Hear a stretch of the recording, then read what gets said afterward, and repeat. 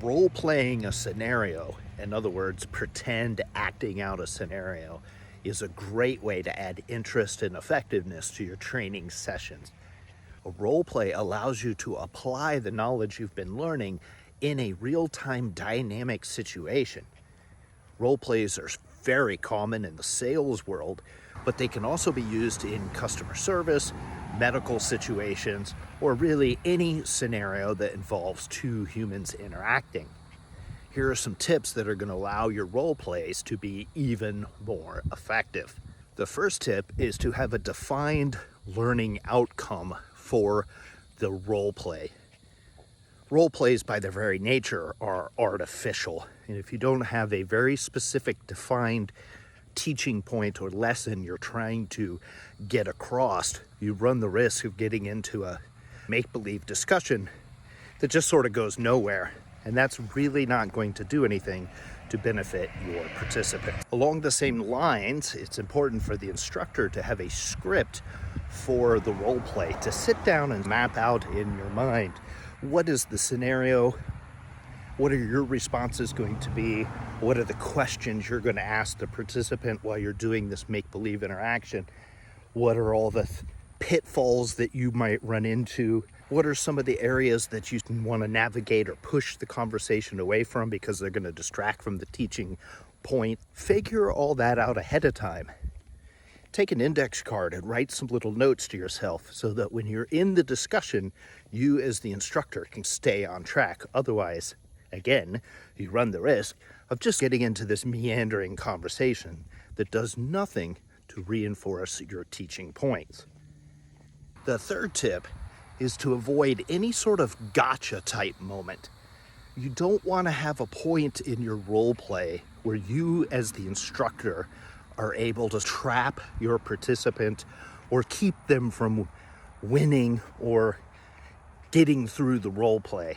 In other words, if you're doing a scenario as a customer service type interaction, don't build it where you as the customer just freaks out and loses your mind and yells and screams and I want to see the manager and just goes completely berserk, because that doesn't really serve the learning purpose.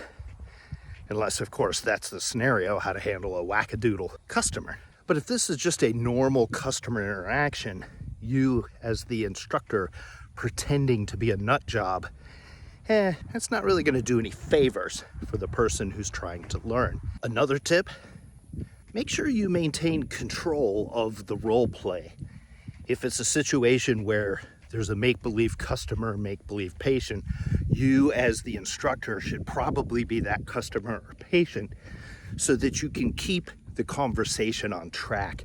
You can use your experience to answer just like a customer would. You can sound like a real customer, a real patient, a real person in the scenario, and you can add a certain level of authenticity.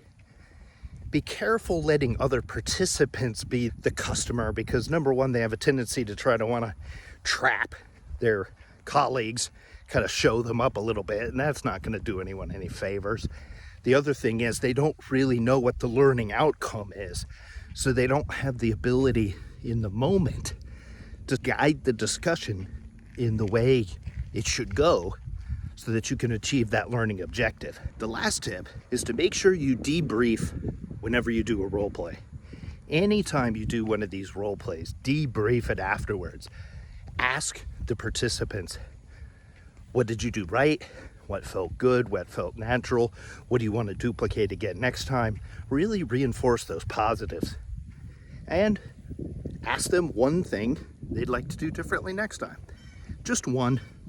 Even if it's a complete train wreck disaster of a role play and they completely fall apart, just have them focus on one area. Otherwise, the natural tendency is to beat yourself up, put yourself down, and you don't really get any good learning from the experience.